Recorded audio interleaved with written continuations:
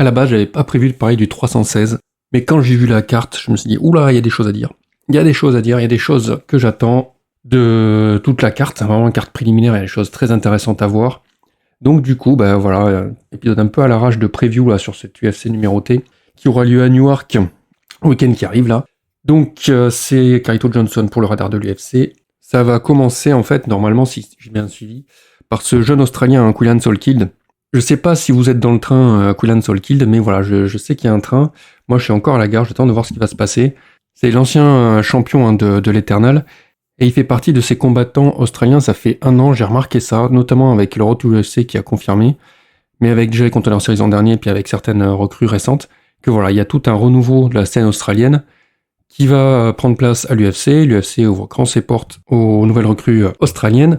Et aussi, alors ça c'est une parenthèse, mais j'ai l'impression qu'au niveau du City Kickboxing, il y a également besoin de pousser encore de nouveaux combattants au sein de l'UFC. Après, on voit quelques soucis avec certains combattants. On sait qu'Adesanya n'est plus en odeur de sainteté. On sait que voilà, il y a Kevin Jousset aussi qui a eu des soucis.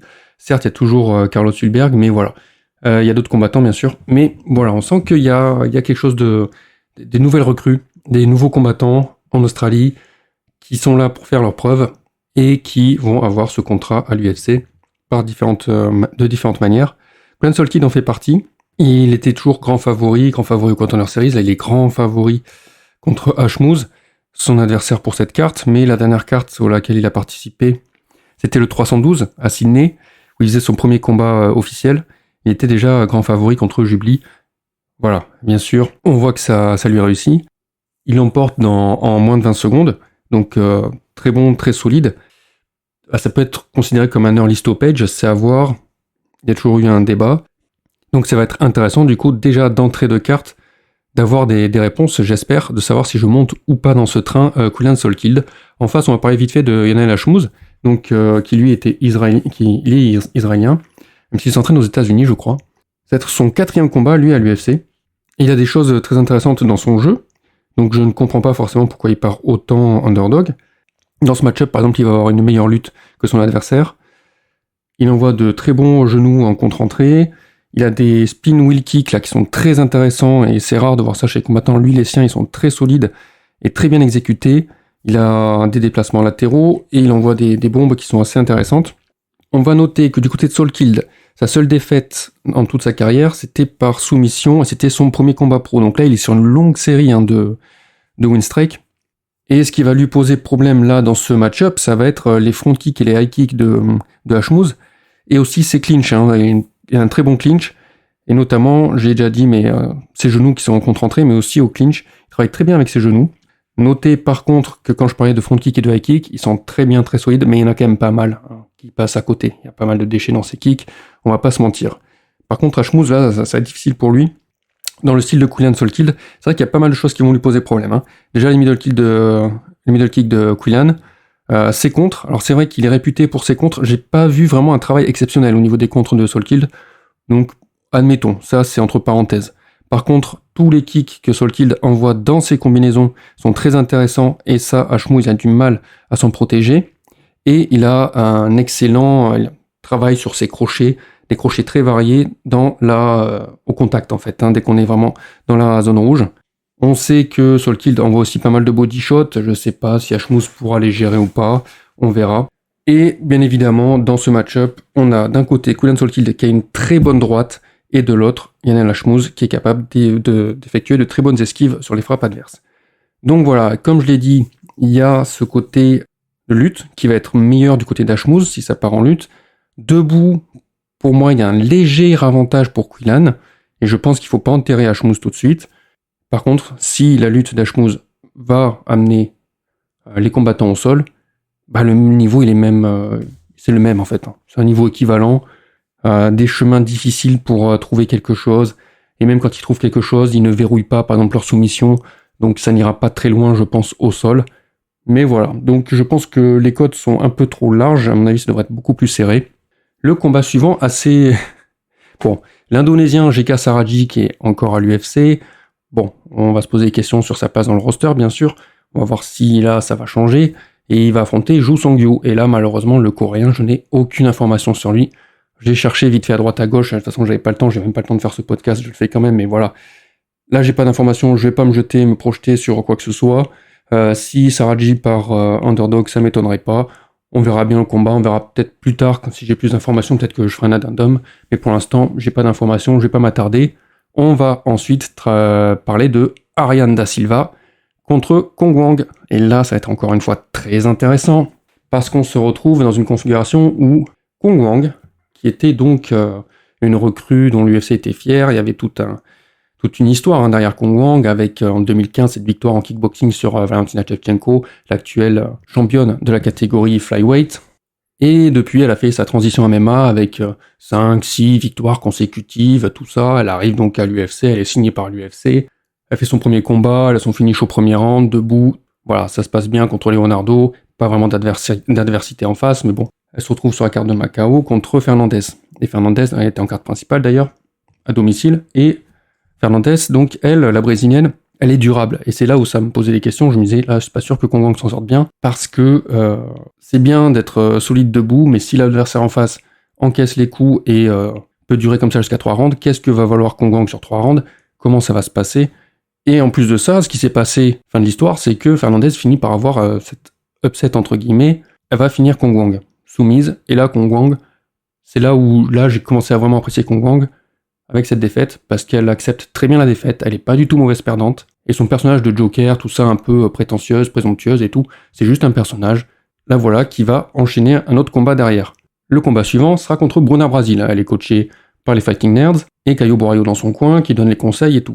Les questions qu'on se pose sur Kong Wang, c'est, dans sa transition à MMA, comment elle va faire travailler debout, par rapport au travail sur sa lutte et son sol. C'est elle qui va, je pense, à 2-3 moments, je ne me rappelle plus dans le combat, mais envoyer Bruna Brasil au sol. Et enfin, dernière question, comment elle va gérer son cardio contre une adversaire un peu difficile, un peu retors, sur 3 rounds. Et ça s'est très bien passé. Donc les feux sont ouverts pour Kong Wang. Mais je trouve, et ça c'est triste à dire, que Bruna Brasil n'a pas opposé vraiment d'adversité dans ce combat. Je m'attendais à beaucoup mieux de la part de Bruna Brasil. La brésilienne passait hors de son combat, à suivre les conseils de Caio Borraio, et je suis désolé de dire ça, mais ils étaient pas bons. Il a fallu attendre entre le deuxième et troisième round pour qu'ils disent « Ah, mais en fait, peut-être qu'il faut que tu ailles un peu de l'avant. » Elle a rien fait, Bruna Brasil, tout le combat. Les statistiques sont alarmantes. Si vous regardez juste les stats de ce combat, c'est fou. À chercher la frappe qu'il fallait envoyer pour toucher Kong Wang pendant 15 minutes, c'est pas possible. Caio Borraio l'a fait quand il avait affronté Cannonier, en essayant de reproduire un peu ce qu'avait montré Nassourdine Imavov. Et il a fini par l'avoir à toute fin du combat. Mais là, Bruna Brasil, lui dire de faire pareil contre Kong Wang, en disant il y a une brèche là sur ce type de frappe, et tu vas attendre et tout. Non, là, t'as rien fait de tout le combat, tu t'es fait avoir. Voilà, tu perds la décision. Donc, Kong Wang, c'était un peu très ouvert, j'ai envie de dire, ce combat pour elle. Elle pouvait faire ce qu'elle voulait. Et ça lui donne l'occasion, après que Fernandez lui ait pris son 0, de rebondir, et là de se remettre dans la course, et d'arriver à chercher à rentrer dans le top 15 en affrontant Ariana Da Silva Lipski. Et avant de parler d'Ariana Lipski, donc encore une brésilienne, petite parenthèse, mais du coup Gabriela Fernandez, qui avait battu Kong Wang, qui lui avait pris son 0, qui avait calmé complètement la hype, qui avait mis la clim sur les attentes qu'on pouvait avoir par rapport à Kong Wang, elle depuis, elle n'a pas combattu. Donc elle ne va pas chercher à atteindre le top 15, son prochain combat annoncé, c'est contre quelqu'un qui n'est même pas encore dans le top 15, donc finalement Kong Wang va lui damer le pion et passer devant, si elle réussit son pari, et qu'elle réussit à l'emporter contre Ariana Lipski. Alors Ariane Da Silva est donc numéro 13, et à titre personnel, je trouvais qu'elle était sur une série de 3 victoires consécutives qui étaient de très belles victoires, de très beaux combats avec de très belles prestations. Vraiment, ce qu'elle montrait dans la cage, c'était une anglaise qui était très solide, avec un travail en défense de lutte, où en fait elle amenait elle-même l'adversaire au sol si l'adversaire cherchait à la lutter. Il y avait vraiment des choses très intéressantes, très intelligentes au sol, c'était très solide aussi. Elle montrait beaucoup de progrès, voilà, c'était visible dans son MMA. Malheureusement, elle va tomber contre Karine Silva, autre valeur montante brésilienne dans la catégorie, où certes, elle montre une défense encore très solide au niveau du grappling, mais la défense n'est pas scorée en fait au niveau des juges, pas de points là-dessus en se défendant. Elle fait une très belle prestation, on pourrait même peut-être lui donner 2 rounds dans le tas, mais c'est, voilà, encore une fois, c'est beaucoup un travail défensif qui est effectué par Ariane Lipski, et donc ça la bloque dans son ascension. Derrière, va devoir affronter Jasmine Jasudavicius, qui est elle aussi en pleine montée. Dans la catégorie, elle cherche vraiment Jasudavicius à faire ses preuves, elle le fait très bien. En plus, ça y est, elle a arrêté d'être vicieuse et de manquer au règlement, et qu'il emporte contre Ariane Lipski. Ariane Lipski qui tombe du coup en disgrâce. 2 défaites consécutives à l'heure actuelle. C'est l'opportunité pour Kong Wang à saisir. Le match-up est très intéressant parce que, certes, Ariane Lipski peut-être un niveau donc au-dessus, bien sûr, de Bruna Brasil, mais Kong Wang, elle s'est inclinée contre Gabriela Fernandez qui était, comme je le répète, durable. C'est vraiment une adversaire, vraiment, pour la mettre KO, il faut vraiment s'acharner. Donc debout, Kong Wang n'avait quasiment aucune chance contre Gabriela Fernandez de la finir. Et en plus, sachant qu'en lutte et au sol, c'était pas encore au point du côté de Kong Wang, aucune chance de finir de toute façon Gabriela Fernandez qui, elle, devait, et ça s'est vu, imposer son jeu, ne pas rentrer en fait dans le jeu surtout de Kong Wang qui va chercher un petit peu de manière hypnotique à imposer son rythme, imposer sa gestuelle, à priver vraiment l'adversaire de ses choix. D'ailleurs, tendance à cadrer Kong Wang ses adversaires. Et le coin de Gabriela Fernandez a tout de suite dit, fin du premier round, écoute, te fais pas avoir, rentre pas dans son jeu, tu fais ce que tu as à faire. On a vu que du coup, elle s'était ressaisie, Gabriela Fernandez, elle redevenait bondissante dans la cage, active, mobile, et ne pas juste attendre Kong Wang qu'elle rentre. Le son qu'on n'a pas du tout retenu Bruna Brasil derrière. Donc, les chances d'Ariane Lipski ici, c'est difficile parce qu'elle n'est pas autant durable que Gabriela Fernandez. On voit que Karine Silva et Jasula Vicious, c'est un plafond au niveau de technique en grappling. Elle aura, selon moi, un net avantage dans ses phases de lutte et de sol contre Kong Wang. C'est là qu'elle doit mener le jeu, être à l'offensive et pas en réponse. Et si debout, elle avait toutes ses chances contre Silva ou contre Vicious, là, contre Kong Wang, non. On ne peut pas faire face à une adversaire avec autant de maîtrise, d'expérience en kickboxing, d'automatisme, qui sait très bien ce qu'elle fait, même s'il y a des déchets, notamment dans ses kicks. Pourtant, elle s'échine à chercher les distances, Kong Wang, mais voilà, c'est pas encore... Ça commence vraiment à bien s'adapter en MMA, mais pour moi, c'est pas encore si abouti que ça dans cette transition. Je suis vraiment curieux de voir le déroulé du combat pour voir comment ça va finir. Alors on passe de la carte early prelim à la carte préliminaire, avec beaucoup de changements sur la carte, encore une fois, quasiment sur tous les combats là, de cette carte préliminaire. Ça va commencer alors donc normalement entre Chaos Williams et Andreas Gustafsson, parce que Rosmanic s'est retiré du combat, et Andreas Gustafsson qui devait combattre là, le week-end dernier, son adversaire Trevin Giles s'est blessé vraiment quelques jours juste avant l'événement. Donc on se retrouve avec Andreas Gustafsson qui est reprogrammé une semaine plus tard. Et Chaos Williams, lui, alors le combattant qui nous vient de Détroit, qui combat annuel, on va dire, son dernier combat, c'était pourtant en février. Donc comme quoi, cette année, il a l'air beaucoup plus présent dans la cage. Et c'était sa première défaite par finish. Première défaite administrée par Bonfim. Et d'ailleurs, c'est sa première défaite en tant que underdog lors d'un combat à l'UFC. Ici, il gagne entre guillemets au change, c'est-à-dire que contre Rosmanic, il partait favori, certes, mais voilà, c'était pas gagné d'avance pour autant.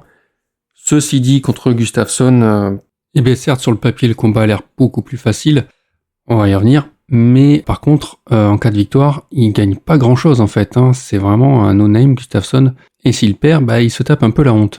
Bon, si vous écoutez la preview que j'avais faite du dernier événement, vous le savez, c'est quelqu'un dont j'attends vraiment pas grand-chose dans l'organisation. C'est sûr qu'il y aura du spectacle, ça par contre, si vous voulez du spectacle, il y en aura. Très très pâteau le Gustafsson. Chaos Williams qui va pouvoir faire parler son jeu, ses crochets qui sont redoutables, ses contres, ses body shots, ses combinaisons variées. Espérons, parce que c'est vrai que comme Gustafsson a tendance à se jeter sur ses adversaires en ignorant leurs frappes, est-ce que ça va pouvoir fonctionner ? En fait, c'est vrai qu'à regarder de près, Chaos Williams, j'ai rarement vu sur le reculoir. En général, ses adversaires étaient quand même assez acceptés, en fait, un jeu en MMA classique, à mid-range. Voilà, on va chercher la lutte, on va combattre normalement. C'est vrai que comme le Suédois, il n'est pas du tout académique, je serais étonné de voir comment Chaos Williams va réagir face à ça. Parce que Chaos Williams, il a un KO power, on l'a déjà vu, mais Gustafsson a l'air quand même très très durable, à voir ce que ça peut donner. Et quant au KO power de Gustafsson, qu'est-ce que ça va donner contre un Chaos Williams ? Parce qu'il pourrait nous sortir un upset en fait sur ce combat. Si Chaos Williams continue de se jeter un peu trop en avant, on va voir aussi de son côté Gustafsson comment il va réagir. Et la grosse déception de Chaos Williams sur son dernier combat, c'était exécrable, son utilisation de son allonge. Il avait un avantage d'allonge net sur Bonfim. Il a fait n'importe quoi au deuxième round. C'est vraiment un cas d'école. Ensuite, on passe chez les poids lourds avec le Moldave, donc du coup, Sergei Spivak qui revient. Il est actuellement 7ème au classement officiel de l'UFC et il va affronter Waldo Cortés Acosta, qui est 11ème lui, qui va donc jouer ici sa place dans le top 10, qui va essayer de rentrer dans le top 10. Et là encore, il s'agit d'un remplacement, c'est un short notice, parce que ce combattant de République Dominicaine, Waldo, qui s'entraîne à Phoenix quand même, qui a 13-1 en carrière, il remplace Gaziev. Et Waldo, il est quand même sur un win streak de 4, une seule défaite, et il est, selon moi, sous-coté. C'est intéressant parce que il est sous-coté aussi de par l'adversité qu'il a eue jusque-là. C'est sûr que Spivak, lui, il a affronté déjà des adversaires qui sont dans le top 5 actuellement. Alors que Waldo, bon, forcément, 4 victoires, mais c'est des victoires aux adversaires qui ne sont, la plupart, qui sont même plus dans le roster UFC. Cortés Acosta, c'est un ancien boxeur, c'est l'ancien champion de la LFA, et selon moi, effectivement, debout, il est redoutable. Et là, je pense que dans ce match-up, il va en faire voir des vertes et des pas mûres à Spivak. Mais Spivak, on le sait, le Moldave, debout, c'est pas forcément sa spécialité. À une époque, je sais pas si c'est encore d'actualité, c'était le numéro 1 en takedown accuracy. Actuellement, il a 17-5 en carrière, il a fait une contre-performance contre Gane. Non, mais c'est parce que Gane, il a annulé son jeu. Il a fait une contre-performance contre Gane. Voilà. Il n'avait pas été, et Spivak n'était pas là ce jour-là. Je sais pas ce qu'il foutait, mais il était pas là. On attendait beaucoup plus de sa part. Mais par contre, contre Almeida, on l'a vu, voilà. Il est là, il est présent, son judo, il est présent, tout son background en judo, il est présent. Ça va au sol, c'est vraiment une très bonne session au sol, très intéressant. Il y va de jouer de l'agression, il se fait renverser. Alors, il se fait renverser, voilà, c'est ça la question, c'est pourquoi aller chercher une soumission sur Almeida, sachant qu'Almeida est très solide en JJB. Donc du coup, il va chercher plutôt à travailler sur le grand and pound. Mais le grand and pound, ça offre trop d'espace. Et du coup, Almeida en profite. Bref, excellent grappling, c'est confirmé du côté de Spivak. Mais voilà, il y a toujours ces deux problèmes. Déjà, en règle générale, j'ai quand même un doute sur le mental de Spivak. Vraiment, là, je pense que la question se pose. Et debout, l'autre problème, c'est la mobilité de ses adversaires. Or, Cortés Acosta, lui, il sait bouger dans la cage, il sait très bien gérer l'espace. Son style, c'est surtout de frapper sur les extérieurs. Il travaille beaucoup sur les extérieurs. Une excellente responsabilité défensive. Voilà, il n'y aura pas de souci par rapport à Spivak. Mais voilà, la question, c'est au niveau de la lutte et du grappling, une fois que Spivak va l'amener au sol, comment il va s'en sortir? On sait qu'il y a des poids lourds comme ça, très solides debout, et au sol, il n'y a plus personne. Combat suivant, on aurait dû avoir un Johnny Walker qui est encore 11e au classement officiel de l'UFC, contre Azamat Murzakanov, 12e. Mais voilà, Walker se retire, donc c'est un autre Brésilien qui prend la relève. En short notice, c'est Branson Ribeiro. Ribeiro qui voit là une opportunité. Comme j'ai dit, Murzakanov est 12e officiellement, ce qui lui donne l'occasion pour Ribeiro d'intégrer le top 15 en cas de victoire. Mais c'est pas gagné, Murzakanov, c'est quand même un combattant qui est invaincu, quand même là à l'UFC depuis quelques combats, 14-0 en carrière, beaucoup de victoires par KO TKO, qui est gaucher et qui a un bon menton, un bon bras arrière, qui remise tout le temps, même s'il y a des déchets sur ses contres, ses remises en général. La moitié touche pas, il peut aller en blitz, et sinon à part ça, c'est vrai qu'au niveau de ses amenés au sol, c'est pas trop son talent. Ribeiro de son côté, ça lui aussi une bonne droite, un bon bras arrière, mais voilà, c'est assez téléphoné, quand il se jette en avant, d'ailleurs des fois il avance même sans frapper, il envoie peu de volume, il y a beaucoup de déchets, et s'il y a une tentative d'amener au sol de Murzakanov, on sait que Ribeiro en général, quand il se fait shooter, il a un réflexe, c'est la guillotine. Ribeiro, vous le savez, selon moi, il a perdu contre Machado. Je comprends pas pourquoi les juges donnent la victoire, mais vous savez comment ça va quand ça va à décision. Quelquefois, on n'est pas d'accord avec les juges. Dans ce match-up, il a un énorme avantage d'allonge Ribeiro, mais ça ne va pas suffire selon moi.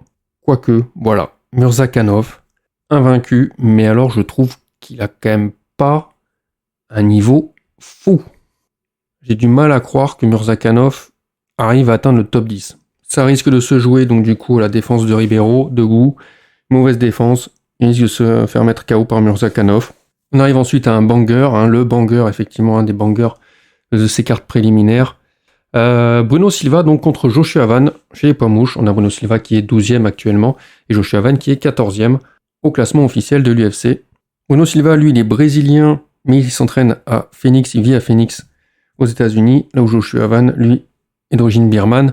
Alors il vient de Myanmar, mais j'ai du mal à trouver le gentillet de Myanmar, donc je sais pas si vous avez l'info. Moi je dis toujours birman, mais c'est vrai que le pays a changé de nom. Et lui par contre aussi, il s'entraîne aux États-Unis, à Houston. Vous connaissez ma position sur Joshua Van. Pour moi il combat trop souvent, mais après c'est peut-être aussi, comment dire ça, je l'ai acté. Il y a un moment je me suis résigné, je me dis ok, c'est comme ça. Joshua Van, qu'il perde, qu'il gagne, enfin il gagne pas mal, mais c'est vrai que je crois qu'il était à 4 combats l'an dernier. Et cette défaite contre Charles Johnson, je me suis dit, il faut qu'il se reprenne, parce qu'il y a beaucoup de choses à améliorer dans son jeu. Il a 23 ans, là, actuellement. Bruno Silva, d'ailleurs, en a 35, hein, c'est pour dire l'écart. Joshua Van, très jeune. C'est un excellent combattant, mais il y a encore beaucoup de choses à améliorer. Mais voilà, il démontre tellement de bonnes choses, il livre vraiment de tellement bonnes prestations. On a vu encore à la sphère, on a vu tellement de bonnes choses. Je reviens pas sur son dernier combat, parce que pour moi, Rei Tsuruya, il était un peu trop surcoté. Je trouve qu'effectivement, debout, de toute façon, il n'y a aucune value à mettre sur Rei Tsuruya. Mais voilà, c'est difficile. On est quand même sur une catégorie où le top 10, il est très disputé. Donc, on calme le jeu. Moi, combattre une fois tous les 6 mois et prendre le temps vraiment à l'entraînement de travailler sur certains aspects et ensuite de revenir toujours vraiment avec de nouvelles propositions, quelque chose d'encore plus solide. Oui, mais apparemment, j'ai l'impression que combattre régulièrement l'UFC, ça fait partie aussi de l'entraînement. On reste dans la compétition, on va se confronter à de la difficulté et on va apprendre en combattant comme ça. Je pense que c'est ça, j'espère que c'est comme ça. En tout cas, voilà, il combat souvent, très régulièrement, très fréquemment. Ça me fait toujours un peu peur. J'ai l'impression toujours qu'il est pas prêt. Et j'ai pas envie qu'il se retrouve avec un moment dans sa carrière, alors qu'il est jeune, 2 défaites consécutives et arriver sur le troisième combat où il sera encore en train de se retrouver sous les projecteurs, pas assez préparé, et une 3e défaite, sortir du roster. Voilà, alors que s'il calmait un peu le jeu, qu'il travaillait beaucoup plus à l'entraînement plutôt que tout de suite sur la compétition, pourrait travailler sur la durée en fait à l'UFC et prendre le temps. Surtout que là, selon moi, c'est sûrement l'un des adversaires, Bruno Silva, le plus difficile qu'il va avoir depuis 1 an, quoi. Si on regarde ses 6 derniers combats, Bruno Silva, là il y a du niveau là. Faudra pas rigoler. Alors bien sûr, Joshua Van était prévu contre d'autres adversaires. Les combats n'ont pas eu lieu, qui étaient beaucoup plus dangereux que Bruno Silva. Déjà, dans ce match-up, je trouve que Bruno Silva va avoir un meilleur coaching, mais ça, c'est souvent le cas. Bruno Silva, il a vraiment de très bons coachs. Le combat aurait dû d'ailleurs déjà avoir lieu. Le combat de Joshua Van contre Rei Tsuruya, à la base, il devait le faire contre Bruno Silva. C'était en mars pour l'UFC 313. L'UFC aime bien d'ailleurs mettre Joshua Van sur des numérotés, j'ai l'impression. Bref, Bruno Silva, 2 défaites par décision en 2020, et ensuite il enchaîne 4 victoires par finish. C'est beau. Ah, c'est beau. Ah, c'était beau. Là, c'est bien. Et après, ensuite, alors, il perd contre Manel Kape. Alors là, hot take, et je sens que quelque chose que je ne devrais pas dire, mais je vais le dire quand même. Cette défaite contre Manel Kape, putain, il se prend un coup dans les couilles, quoi, et l'arbitre, il dit rien. Voilà, c'est victoire, quoi, pour Manel Kape. Bon. Après, le combat était disputé, très serré. Je sais que Manel Kape et moi aussi, j'en fais partie. Voilà, c'est un excellent combattant, Manel Kape, mais je trouve que ce finish-là, non, là, j'accepte pas. Je trouve que Bruno Silva avait très bon jeu et que perdre comme ça, c'est difficile, quoi. Tu te prends un coup dans les parties, l'arbitre le voit pas, l'adversaire en profite pour t'achever. Bon, c'est pas cool, quoi. Mais Manel Kape a fait une très bonne prestation. Je vais pas lui retirer ça, mais c'est vrai que là, Bruno Silva, il rentre, il envoie ses crochets, des bons body shots. Certes, il a une bonne garde, il est durable, il fait un bon travail de feinte et de cancel. Au niveau de la lutte offensive, c'est généralement quand il est un peu en mauvaise posture qu'il va utiliser la lutte. C'est vraiment pour rien, ça sert à rien. C'est juste, à mon avis, pour prendre un petit peu de temps. Il a vraiment du mal avec les adversaires qui font du in and out et qui vont rentrer leur 1-2, leur 2-1, leur combinaison, puis ressortir comme ça. Mais ce qui est très intéressant dans le travail de Bruno Silva, c'est qu'il arrive à avoir un arsenal large, très varié, vraiment un éventail de frappes. Même les coups retournés de Bruno Silva, c'est rare que les combattants savent très bien s'en servir. Lui, il en fait partie. Et surtout, il va pas tout déballer dès le début. C'est vrai qu'à partir du moitié de 2e round, il y a des frappes qu'il n'avait pas envoyées auparavant qu'il va commencer à mettre en place dans son jeu, qui peuvent surprendre l'adversaire. Travailler beaucoup plus sur les middle, par exemple, ou sur les jabs, ou sur vraiment des gros crochets bien larges. Ça peut s'apparenter à un combattant un peu diesel, qui va petit à petit, les minutes passent, commencer à vraiment s'améliorer dans la cage. Ouais, il a 35 ans, beaucoup d'expérience, Bruno Silva. Là encore, pour moi, les cotes devraient être beaucoup plus serrées. Joshua Van part largement favori, encore une fois, dans ce combat. Et c'est pas du tout gagné d'avance. Bruno Silva est très très dangereux. Et on arrive sur la carte principale. Donc du coup, main event de Dvalishvili contre Sean O'Malley, la revanche. Ouais, donc moi je fais partie des gens pour qui la seule revanche qui compte pour Sean O'Malley, c'est celle contre Petr Yan. Ça me permettra de reset un petit peu mon point de vue sur le combattant. Je sais, je suis un peu teubé, un peu trop Keblou, mais bon voilà. Ensuite c'est Peña contre Harrison, intéressant du coup, parce que là Kayla Harrison elle va prendre la ceinture, Et du coup, l'UFC pourra se targuer du coup d'avoir une championne dominante dans la KT pour un petit peu s'imposer et faire un appel du pied à Nunes pour qu'elle sorte de sa retraite et qu'elle revienne pour faire un combat d'anthologie, tout ça. Donc ça va être très intéressant là. Qu'est-ce qu'on a d'autre? On a Gastelum contre Pfeiffer. Gastelum qui est sorti du top 15 officiel. On peut comprendre toutes ces défaites. Adesanya, Darren Till, Hermansson, Whittaker, Cannonier, Sean Brady. Bon voilà, maintenant il faut qu'il reparte sur une bonne série de victoires. C'est pas gagné, Pfeiffer. Toujours quelques doutes. Le combat avait déjà été annoncé d'ailleurs fin mars. Pfeiffer qui était censé être la nouvelle coqueluche, amené par l'UFC. Un an sans combattre. Du coup, le dernier combat c'était contre Barrio. Je pense que Gastelum a ses chances. Mais bon, ne pas sous-estimer le grappling de Pfeiffer dans ce match-up. Très intéressant bien sûr par la suite, avant du coup. C'est le premier combat de Pachimix à l'UFC. Quand même bien se rendre compte que le combattant du Bellator, 21 en carrière, une seule défaite, une défaite à la décision. Sinon c'est que des victoires, voilà. Ce champion du Bellator qui va faire son arrivée à l'UFC. Alors en face c'est Mario Bautista, 10e au classement officiel. Alors un champion du Bellator qui arrive à l'UFC, qui prend le numéro 10 de la KT, ça se comprend, franchement ça se comprend. En dessous ça aurait été pas forcément intéressant. Au-dessus peut-être attention de ne pas trop être présomptueux. Non, du top 10 c'est très bien. Bautista, impressionnante série à l'UFC quand même. Sa seule défaite c'est contre Trevin Jones en 2021, sinon c'est que des victoires. Alors, je dis que des victoires, mais c'est vrai que cette split contre José Aldo fait polémique. Et Kevin Holland qui prend tous les combats qu'on lui propose, il prend tout, de toute façon là, ce sera en welter, ce sera contre Vicente Luque, qui est 14e. Toujours intéressant de voir Kevin Holland dans la cage. Vicente Luque qui a pris cette victoire sur Tamba Gorimbo. J'attendais bien plus de la part de Gorimbo, je m'attendais à beaucoup mieux. Je suis descendu de haut. Vicente Luque qui a une très bonne adversité dans son parcours à l'UFC, c'est toujours très intéressant.